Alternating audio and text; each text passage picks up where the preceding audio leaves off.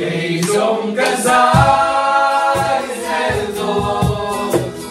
mình xem tu Phật đi chắc qua luôn mình biết tu Phật đi Chúa ai tu rồi để mỗi năm lễ không thấy đâu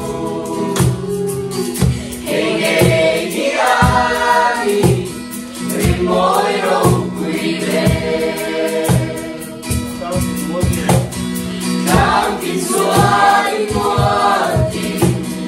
Chúa ta hồi về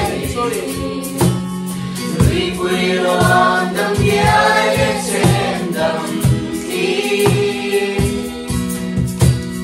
qua tình loạn tu xin mình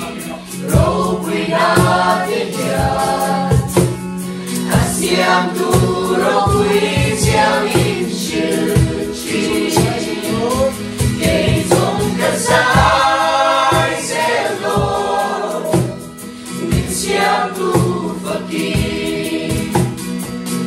Chắc toán luôn mình biết tu Phật kỳ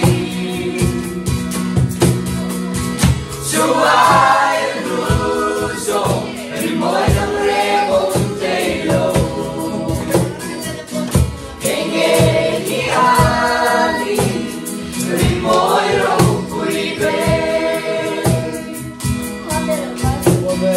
qua về lâu vai vương tình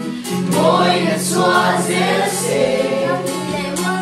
ta tin dễ mỗi tin mỗi xóa dễ xê tin bar vương xóa xê sang thêm tin mê hồ anh ngồi xóa để xiêm tu anh phá xóa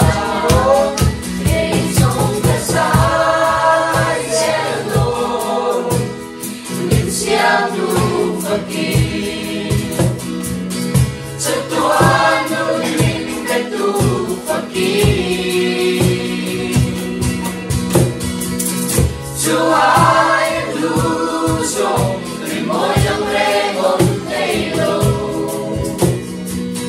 Hãy nghe đi á đi vì mỗi đâu quy về Sinh vì nhau là phim là dòng tên đây là Dòng ngôi là lễ rô quy là dòng trôi vội đất đàn thề em đang có trong lâu nằm ngọt thề chế đi đất tu về cây rồng đất sai sẽ lo mình sẽ tu Phật đi chắc toán luôn mình biết tu Phật đi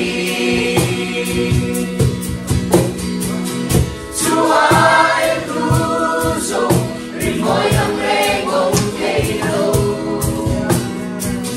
Hãy nghe đi á đi vì mỗi đâu quy về Cây rồng cả sai sẽ lo mình sẽ tu Phật kỳ chắc toán